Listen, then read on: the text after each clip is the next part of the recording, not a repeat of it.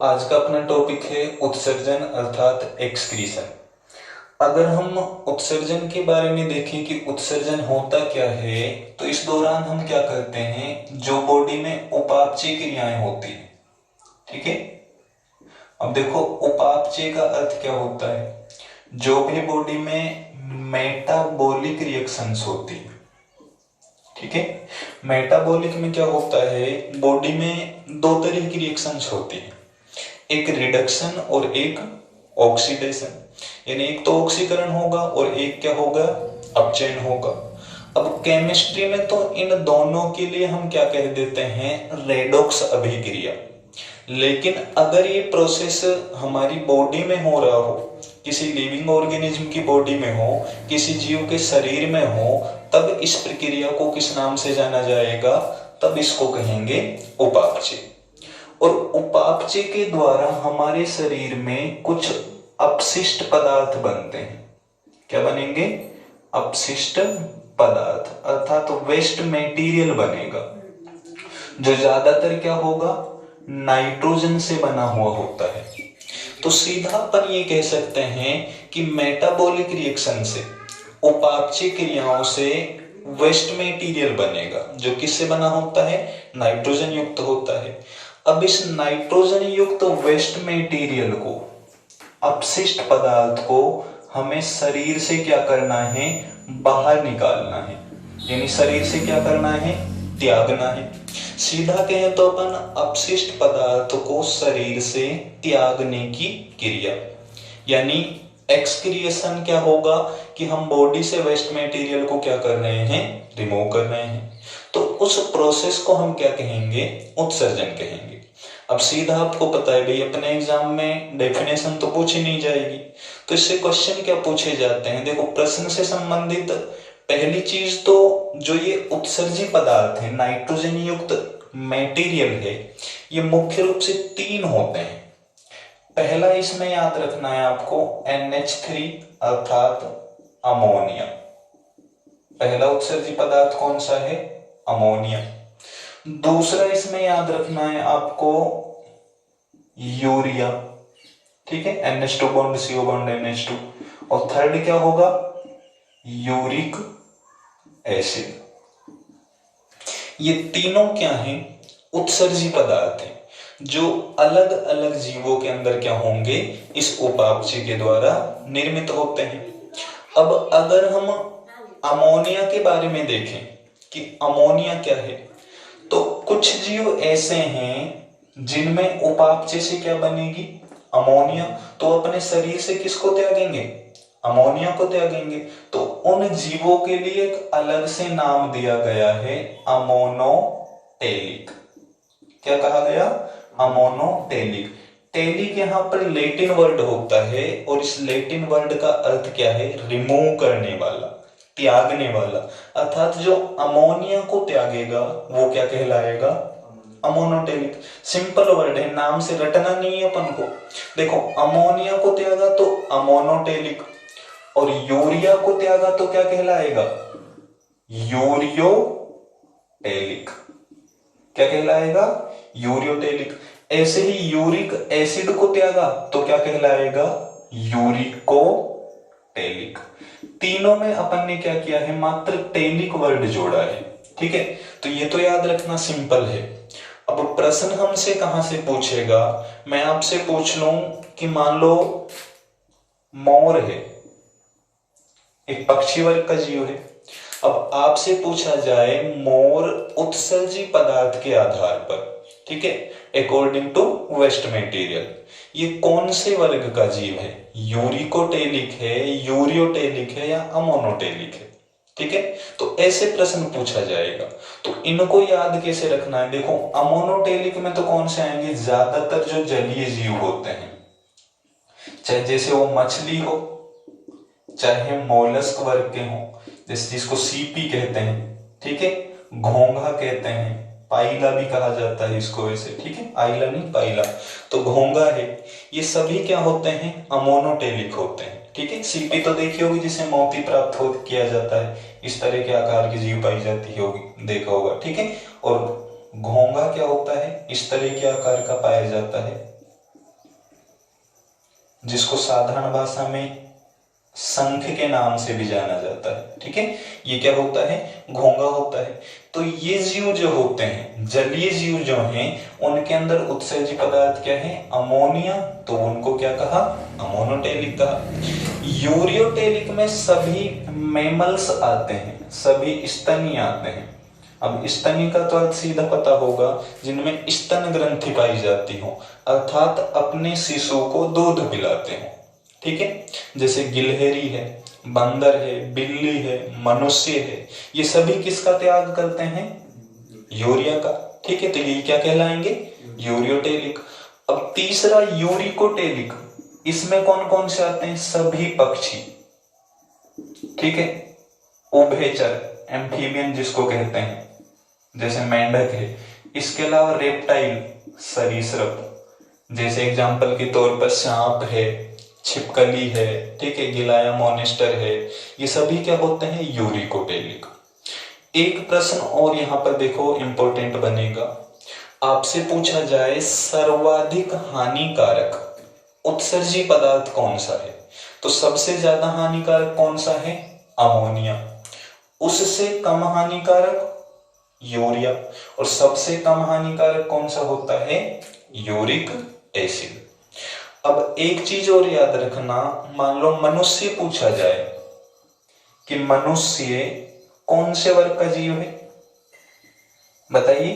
तो मनुष्य में स्तन ग्रंथियां हैं, अपने शिशु को दूध पिलाता है, तो कौन सा हो गया, यूरियोटेलिक। और लगभग सबको पता है कि मनुष्य उत्सर्जन के दौरान किसका त्याग करता है, यूरिया का त्याग करता है। ठीक है, तो मनुष्य कौन से वर्ग का हो गया, यूरियोटेलिक।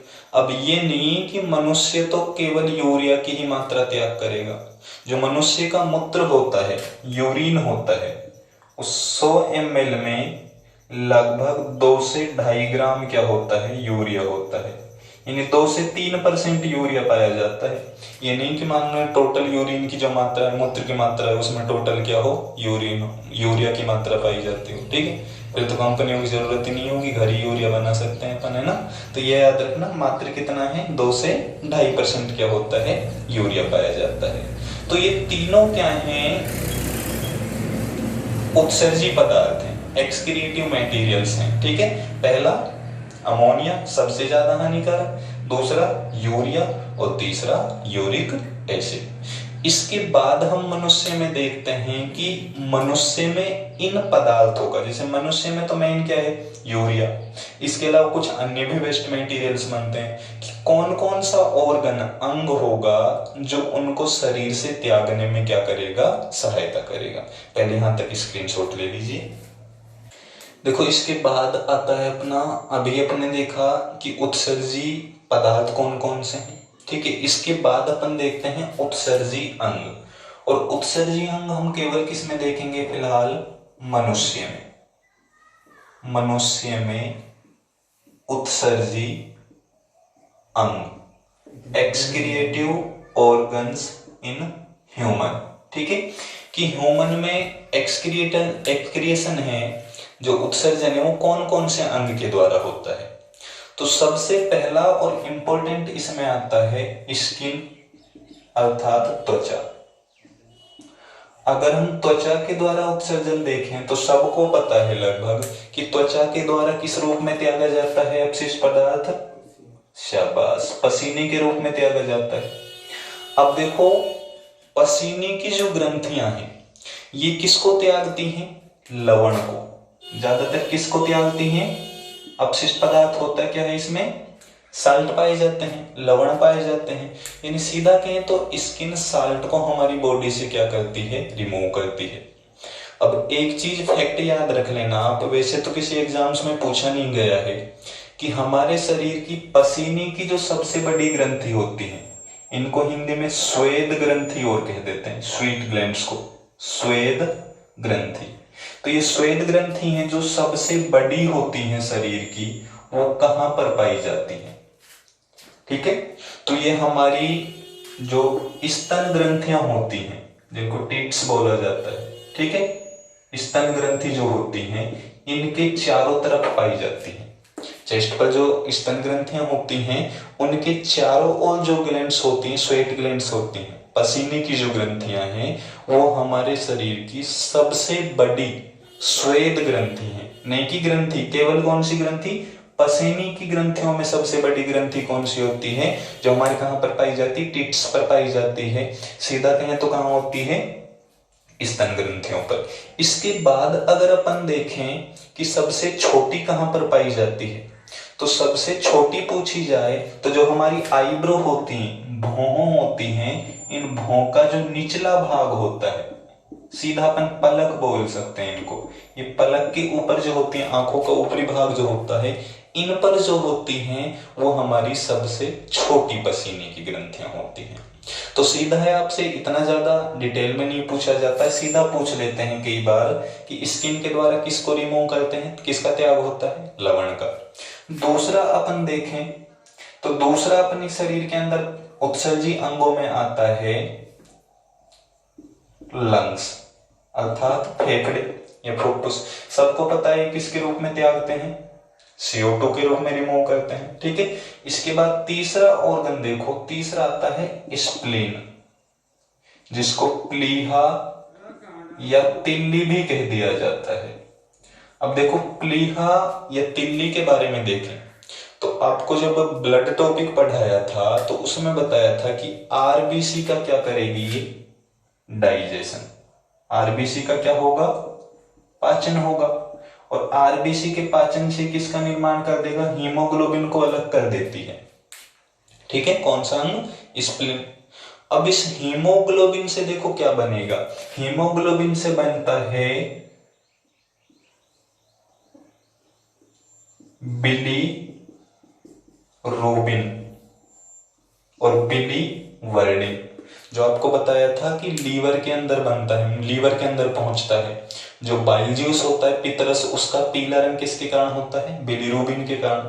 और हल्का हरा रंग बिलीवर्डिन के कारण। अब ये बिलीरुबिन से निर्मित होगा एक यूरोक्रोम। कौन सा होगा? यूरोक्रोम। ये कहां पर होता है? किडनी में जाता है और यूरिन के साथ बॉडी से क्या कर दिया जाएगा? रिमूव कर दिया जाएगा, त्याग दिया जाता है। अब ये सबसे ज्यादा इंपॉर्टेंट पॉइंट है, बहुत बार एग्जाम्स में पूछा जाता है कि मूत्र का पीला रंग, ठीक है, मूत्र का पीला रंग किस पदार्थ के कारण होता है? तो किसके कारण होता है? यूरोक्रोम। और वो यूरोक्रोम बन कहां पर रहा है? स्प्लीन में। कहां पर बनता है? स्प्लीन यानी प्लीहा या तिल्ली में। तो ये प्रश्न इंपॉर्टेंट है। यूरिन का हल्का येलो कलर किसके कारण है?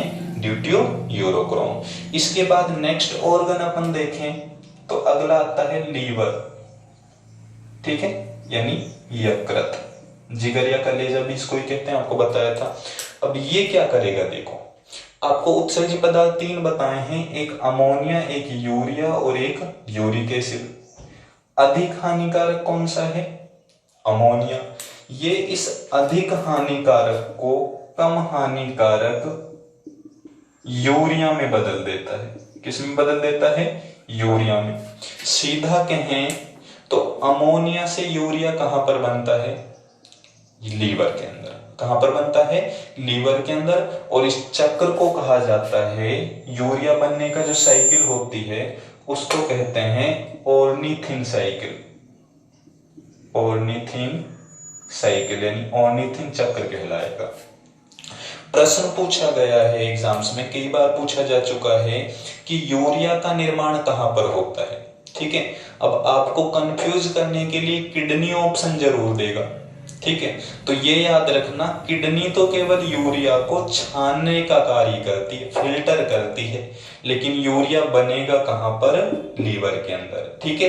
ये एग्जाम्स में अनेक बार पूछा गया है, हमेशा ऑप्शन में किडनी जरूर मिलता है, क्योंकि किडनी के द्वारा तो यूरिया को क्या किया जाता है? छाना जाता है। तो ये पूछा जा सकता है आपसे कि यूरिया कहां पर बना? लीवर के अंदर। ये याद रखना है, सबसे इंपॉर्टेंट पॉइंट है अभी तक का यहां पर। ठीक है। और एक यूरिया का अणु बनने के लिए 3 ATP एडेनोसिन ट्राइफॉस्फेट एनर्जी क्या होती है? खर्च होती है। ठीक है। एक ही एटीपी पर एक जब यूरिया का मॉलिक्यूल अणु बनेगा तो 3 ATP ऊर्जा क्या हो जाएगी? उससे खर्च हो जाएगी। तो ये मनुष्य के क्या है? उत्सर्जी अंग है। पांचवा और अंतिम आता है किडनी, जिसको वृक या गुर्दे भी कह दिया जाता है। ठीक है, इसके बारे में हम पढ़ेंगे नेक्स्ट वीडियो में डिटेल से। ठीक है, यहां तक अगर आपका कोई भी प्रश्न हो तो कमेंट बॉक्स में पूछ सकते हैं, और कंप्लीट साइंस पढ़ने के लिए हमारे चैनल को सब्सक्राइब जरूर करें। ठीक है, धन्यवाद।